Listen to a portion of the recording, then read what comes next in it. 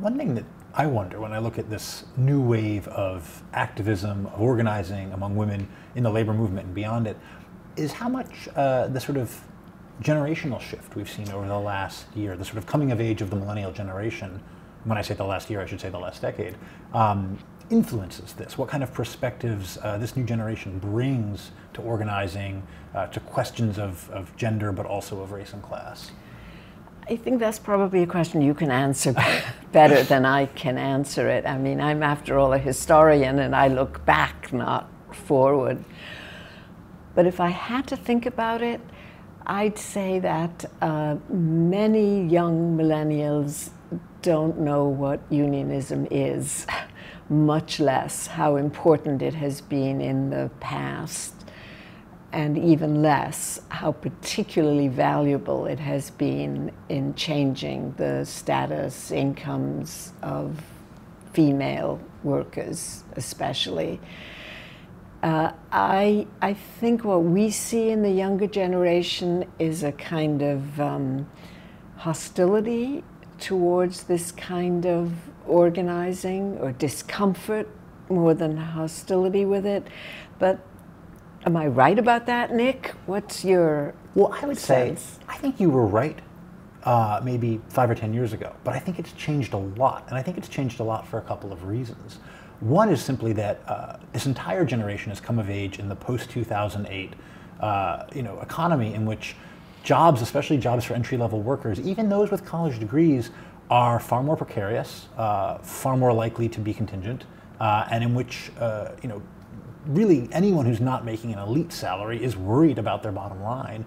And so while I think a lot of people initially might have gravitated towards new forms of work, the gig economy, hope that they could find a sort of new place in this increasingly contingent world of American capitalism, have started to gravitate towards unions, to relearn these lessons. You see publications like Teen Vogue writing primers on a strike and what a strike is for. And I think you also see, whether it's graduate students, whether it's some teachers who themselves now would be millennials, whether it's people out in part of the women's marches, increasingly asking what a kind of a collective movement to determine the economic conditions of their life would look like. One thing we were talking about before is this moment 5 years ago when Lean In comes out, Sheryl Sandberg's book, which is of course about sort of succeeding in elite and professional settings. And it was a book that I think a lot of people were talking about, but which my students here at Columbia didn't seem to pay a lot of attention to. I think in part because it just didn't speak to the conditions of their lives. And when I look at the books people are reading and talking about now, Brittany Cooper's Eloquent Rage, Rebecca Traister's Good and Mad, it's an entirely different mode, one that doesn't ask women to lean into corporate culture, but rather says, express your anger, express your frustration, use that as a tool for organizing. So I have some hope about this younger generation, in part because even watching my own students, I've seen them become fierce advocates for unions, for economic equality, just in the last 5 years or so.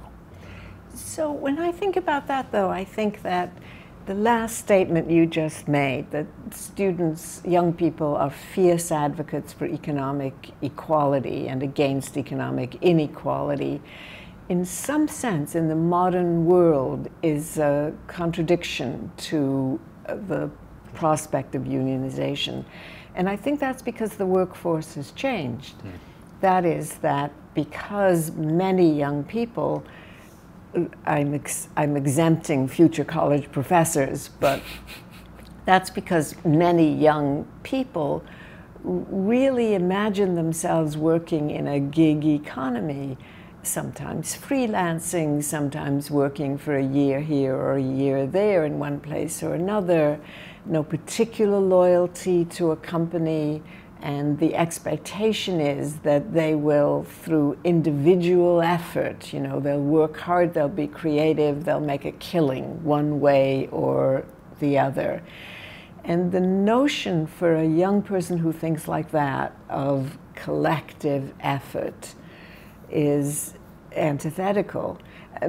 Just the way Lean In, which you just mentioned, is, it's sort of assumed that the corporate culture was the culture that prevailed, and that if women were going to make it in this society, they were going to have to fight the corporate culture, fight in the corporate culture, fight on the same terms men had fought.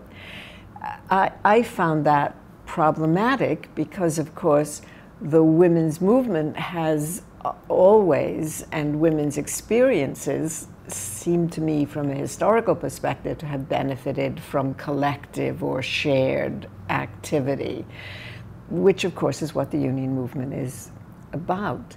So it's hard for me to imagine that young people, unless, well, and this is perhaps the big unless young people actually adopt, because men as well as women are now caring for families and trying to reduce the influence of wage work in their lives, trying simply to live lives which are satisfying. And unless young men and young women begin to imagine themselves not as each individually moving up on the social mobility scale, but together fighting to reduce the massive inequality which pushes them all down, I'm afraid that, well, and perhaps that'll happen, so perhaps I shouldn't be afraid. Perhaps that's what you're saying is happening. I have two thoughts. So in the tech sector, I think you're absolutely right. The language of that sector is individualistic, and it relies on sort of these, enigmatic geniuses who, create whole companies and millions of dollars whole cloth. And yet, just this past week, we saw Google workers walking out over sexual harassment, taking collective action against endemic sexual harassment in the tech industry.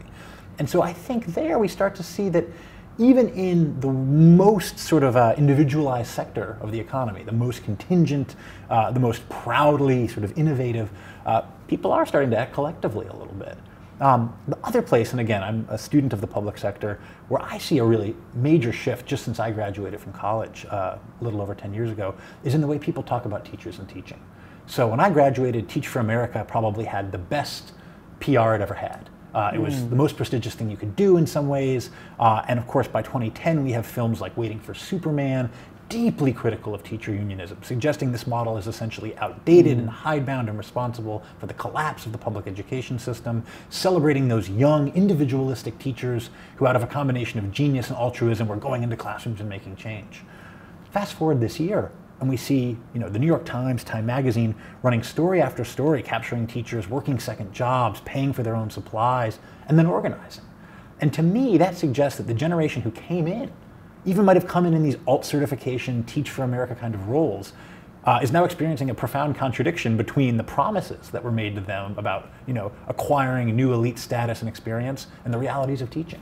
And so I take some hope in that. I take some heart that there is a kind of a lived experience on the ground that is driving people toward collective action, and that people are responding. But of course, what you've just said links to the changing set of attitudes towards the economy. We've lived through a period, 30 years or so, where the idea of individual mobility and individual success and personal responsibility and don't trust the government has prevailed everywhere. And we now seem, and the recent election seems to be part of that, we now seem to be rethinking that, or at least some of us now seem to be rethinking that. So, for example, the condemnation of teachers' unions was part of a general condemnation of public sector everything. If the government's doing it, it has to be inefficient, it has to be not what people want.